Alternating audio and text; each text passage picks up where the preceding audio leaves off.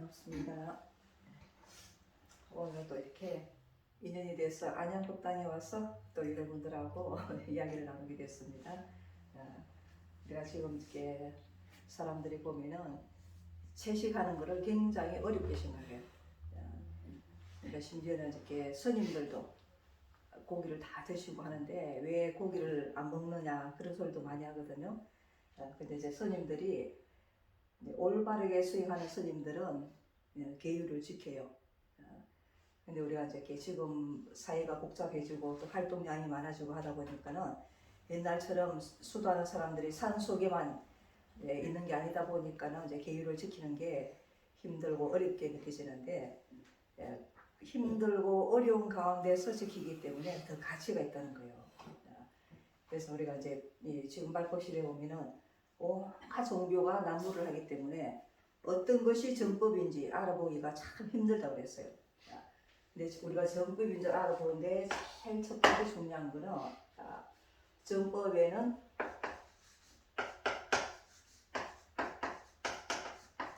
도통맥이 있다는 거예요. 우리가 속가에 보면은 옛날에 양반하고 이렇게 계급 사이에서는 양반을 굉장히 이렇게 중요하게 생각했잖아요. 그걸 뭘로서 증명했냐면은 우리는 족보가 있는 집안이다 그랬어요. 지금 젊은 사람들은 족보가 뭔지도 모르는 사람이 많아요.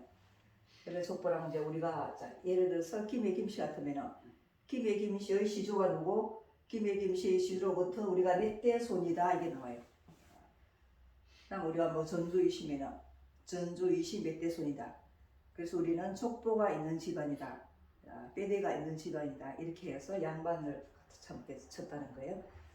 그와 마찬가지로 정법에는 반드시 도통맥이 있다는 거예요. 누가 만들거나 지어낸 게 아니라는 거예요. 근데 우리가 조선시대 말에 가갖고는 이제 이 상민들도 재력을 얻고 하다 보니까는 나중에 그 양반을 사요. 사가지고 자기가 양반 행세를 하고 이제 그런 일도 있었거든요. 그와 마찬가지로 이제 여러 이렇게 이 사교사법이 나오면서 각자 자기가 정법이라고 하지만은 원 정법에는 이 맥이 있다는 거예요. 반드시 이제. 그러니까 우리가 이제 이 도통맥이 있는 데를 제일 먼저 알아보라는 거예요. 어떤 종교를 이렇게 볼 때 사입인지 아니면 정법인지 내가 올바로 수행을 하는 데 들어가야 우리가 내가 수행을 해서 바르게 얻을 수 있다는 거예요. 근데 자칫 잘못되어 우리가 올바르지 못한 데 가면은 수행을 안 하느니 봐도 못한 경우가 많이 생긴다는 거예요. 그래서 제일 먼저 알아볼 때 이 도통맥이 있는 데인지를 알아보라는 거예요. 다음에 이제 두 번째는 이 도통맥이 뭐냐면은 삼보를 정하는 것. 삼보가 있는지 알아보라는 거예요. 조사와 조사끼리 쭉 전해 오는 게 있다는 거예요. 그게 도통맥이라 했다는 거예요. 그래서 우리가 이제 교회의 별점 그러잖아요.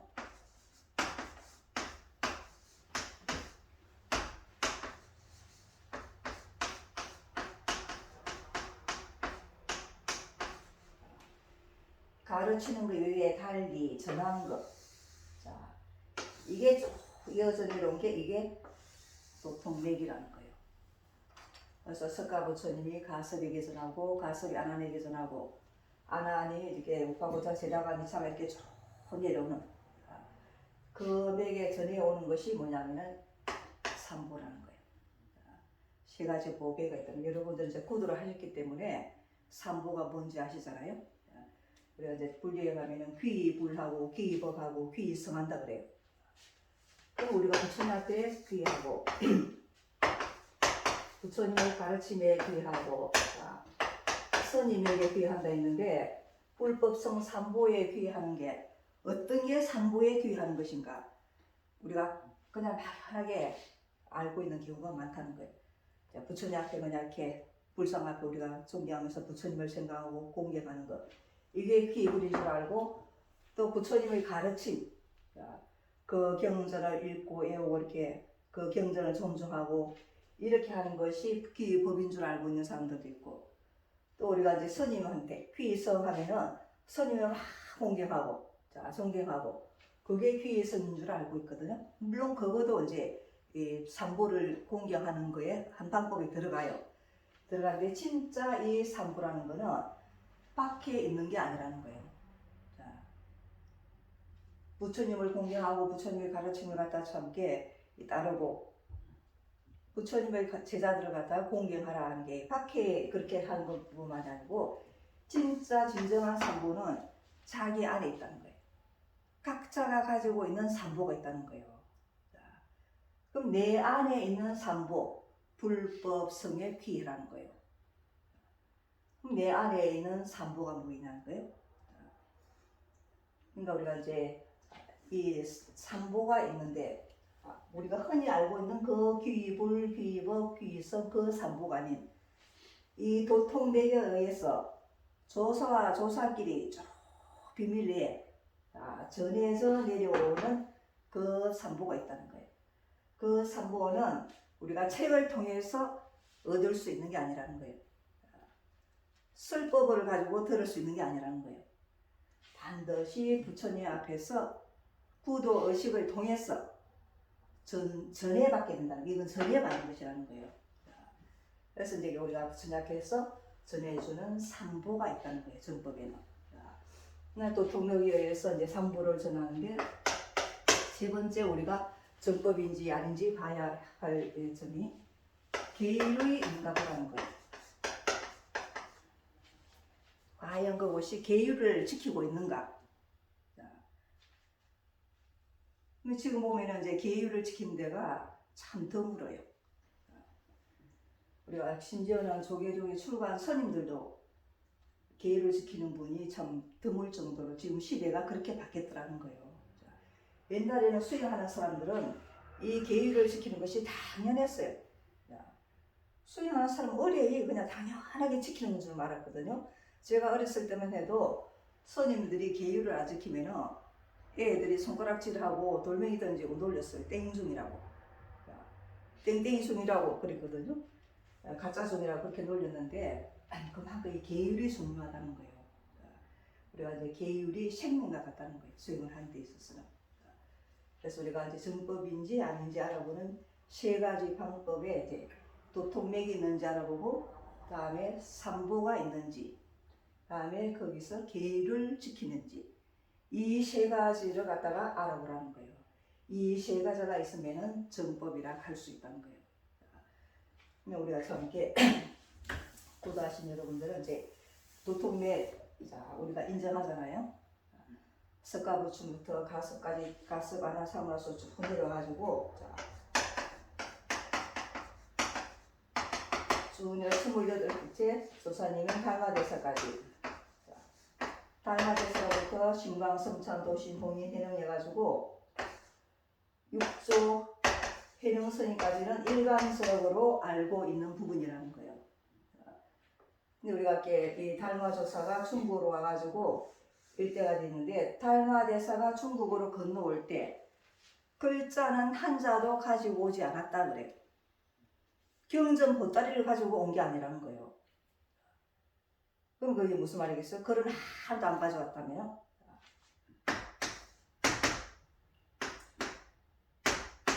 이 신법을 가지고 왔다는 거예요. 이 신법이 뭐예요? 부처님과 조사 사이에 전해받았던 정법이라는 거예요. 그래서 달마대사가 중국으로 왔을 때 처음에는 달마대사를 사입이라 그래. 달마대사를 알아보지 못해요. 왜냐하면 그 당시에 달마대사가 중국에 가기 전에 이미 인도에서 스님들이 중국에 가서 불법을 전하고 있었어요. 그러니까 대표적인 분이 우리가 아까 그 이야기에 많이 나오잖아요. 양무제에 스승이었던 지공화상. 그분도 인도에서 간 스님이에요. 이미 그런 분들, 지공화상 스님 그런 분들이 중국으로 가셔가지고 부처님의 법을 전하고 있더라는 거예요. 그런데 이제 달마가 왔을 때 왜 사람들이 달마를 이단이라고 그러고 사입이라 했냐는 거예요. 그 당시에 달마는 부처님이 부처가 무엇입니까? 그러니까 마음이 부처다 그랬어요. 그러니까 그때 사람들의 수준으로는 그 말을 알아듣는 사람이 적었다는 거예요. 예를 들면 지금 기독교인들이 주님 그러잖아요. 지금 기독교인들이 일반적인 기독교인들이 알고 있는 주님은 누구라고 해요? 주라고 하면 주 예수 그러죠? 일반 지금 기독교에도 이렇게 공부를 깊이 있게 하신 분들은 이제 이걸 알아요. 우리 마음이 주라는 걸 다 아는 분도 계시지만은 지금 현재 일반적인 기독교 신도들이 알고 있는 수준이 이 수준이라는 거예요. 예수님이 주님인 줄. 그 당시에 달마가 자, 당신 마음이 부처다, 우리 마음이 부처다 하니까는 사람들이 이해를 못한 거예요. 왜? 이것처럼 부처님 하면은 누구를 부처님이라 생각했겠어요? 그때는 석가 부처님을 부처님이라 생각했다는 거예요. 그러니까 예수님을 주님이라고 생각하고 믿고 있듯이 석가 부처님을 부처님이라 생각하고 믿고 있었는데 달마가 가가지고 당신 마음이 부처다 하니까는 달마를 사입이라고 그러고 이단이라 했다는 거예요. 지금 기독교인들한테 예수님만이 주님이 아니고 당신 마음이 주님입니다 하면 알아듣는 사람이 드물듯이 원래는 그게 맞다는 거예요. 원래는. 근데 그 당시는 이제 사람들이 의식 수준이 좀 낮더라는 거예요. 그러니까 그 말을 알아듣는 자가 드물다는 거예요. 그래서 달마를 이단이라고 사입이라고 했는데 달마가 신광왕 제전하고 신광이 성찬 도신 홍인 이렇게 전하잖아요. 이게 달마로부터 두 번째 이어받은 신광조사는 베네급사라는 스님이 관가에다 고발을 해요. 사이비 종교를 가지고 사이비를 가지고 혹세 무맹한다 해가지고 사람들을 현혹시켜서 그렇게 참게 나쁘게 한다 해가지고 신광조사를 관가에다 고발해가지고 신광조사는 사형을 당해요. 이단 사슬로서 사람들을 갖다 현혹시켰다 해가지고 그때 당시는 그렇게 인식을 잘 못하더라는 거예요. 달마에서 가지고 간 이 신법은 최상석의 법문이라는 거예요. 그러니까 그걸 갖다가 참 이렇게 이해하는 사람들이 드물었더라는 거예요. 그래서 달마가 신광이 전하고 신광이 성찬 도신 홍인 회능 아주 회능까지는 이 법이 전해온 걸 지금은 일반적으로 알고 있다는 거예요. 불교 공부를 어느 정도 하신 분들은. 그런데 육조 회능 이후로는 이 법이 어디로 갔는지 모른다. 또 끊어졌다. 또 어떤 사람들은 여러 사람에게 전했다. 여러 가지 설이 있지만 이제 육조 회능 스님이 이 법을 전해갖고 속가에서 16년 동안을 20살을 사람들이 해치려고 하니까는 오조가 육조한테 법을 전하고 너는 속가에서 피신을 하라 했다는 거예요. 그래서 때가 될 때까지 기다리라 했다는 거예요. 그래서 16년 동안 20살에서 처음으로 속가에 있는 분한테 법을 전해요. 그래서 7대에는 이제 조사님이 스님이 아니었다는 거예요. 7대 이렇게 이 스님이 육조 회능도 사실은 스님이 아니에요. 육조 회능도 머리를 깎기 전에 행자 시절에 수도를 하려고 이제 수행하는 이제 그 수습하는 과정이 있다는 거예요. 수련세 아직 출가를 하고 정식으로 비구계를 받기 전이었다는 거예요. 그래서 회능도 본명이 아니에요. 우리가 이렇게 뭐 신광이나 성찬 이런 분들은 본명이에요. 속가에서 지어준 이름이 아니고 출가를 해서 받은 본명이에요. 그런데 회능은 성은 무엇이에요? 태어났을 때 지어준 이름이 회능이에요. 그러니까 속가인의 신분으로서 제일 첫 번째로 구도하신 분이 회능조사님이에요. 회능조사님이 본명을 이어받아 가지고 이제 이 6대가 돼서 16년 동안 20살면서 처음으로 이제 대옥성이라는 분하고 마단양이라는 분하고 두 분에게 법을 전해서 7대 이후로는 쭉 이 법이 속가에서 진행되었다는 거예요. 그래서 우리가 지금 이제 18대 조사님이죠. 이 법을 널리 전하기 시작한 것이 17대 로조. 그래서 우리가 이때까지는 이 법명을 사용하지만은 이때부터는 이제 법명을 안 사용해요. 백심에는 백조, 마심에는 마조, 우리가 이제 로심에는 로조. 이 속가에서 법명을 내려오기 때문에 이제 그렇게 이 조사에 대한 명칭도 바뀌더라는 거예요. 그래서 이제 우리가 이렇게 17대 로조 때 비로소 이제 널리 이렇게 법을 전할 수 있는 미륵 부처님의 시대가 열리면서 18대에 와서 전 세계적으로 법을 전하게 됐다는 거예요. 역대 조사끼리 한 분 한 분 비밀리에 전해 오던 법이었다는 거예요. 그래서 우리가 이 경전에 보면은 그 당시에는 눈이 6개가 있는 자리에서는 법을 전할 수 없다 그래요. 눈이 6개는 무슨 말이겠어요? 눈이 6개라는 말은? 전화주는 사람. 눈이 6개는 사람이 세 사람이다 그 말이에요. 어떤 경전에는 또 귀가 6개라고도 똑같은 말이에요. 그러면 눈이 6개가 있는 자리에서는 전할 수 없단 말이니까 무슨 말이에요? 세 사람이 있는 자리에서는 법을 못 전했다는 거예요. 이때는 단전 독수로 내려왔다는 거예요. 한 분이 다음 조사에게 한 분, 두 분한테도 전할 수 없다는 거예요. 그래서 전해주는 조사님과 전해받는 분, 두 분 사이에 비밀리에 전해졌다는 거예요.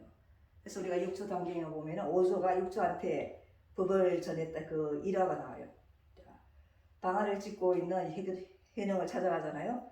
그래서 이제 방아를 다 찧었느냐 물으니까 해능이 방아는 다 찧었는데 키질이 남았습니다 그러잖아요. 키질이 뭐예요? 우리가 이제 이렇게 곡식을 찧으면은 알곡과 죽순이 가리잖아요. 경상도에서는 챙이 그래 그거. 옛날에 그 애기들 오줌 누면은 끼부리가 자다 오줌 싸면은 키를 씌워가지고 소금 얻어오라고 그랬잖아요. 그 키라는 거 이제 내가 자 본성은 깨우쳤지만은 스승으로부터 인가를 받는 게 남았습니다 하는 거예요. 그러니까 오조 홍조사가 짚고 있던 지팡이를 가지고 방아공이를 3번 딱딱딱 때리고 뒷짐을 지고 갔다는 거예요. 근데 이제 그 깨달으신 분들이니까 서로 다 이해를 알아요. 3번을 두드리는 거는 밤 3경에 뒷짐을 지고 가는 거는 뒷문으로 들어오라는 소리구나 했더라는 거예요. 그러니까 보통 사람들 그거 못 알아들을 거잖아요. 그게 깨달았기 때문에 그걸 다 알아듣더라는 거지. 그래서 밤 3경에 뒷문으로 들어갔다 나와요.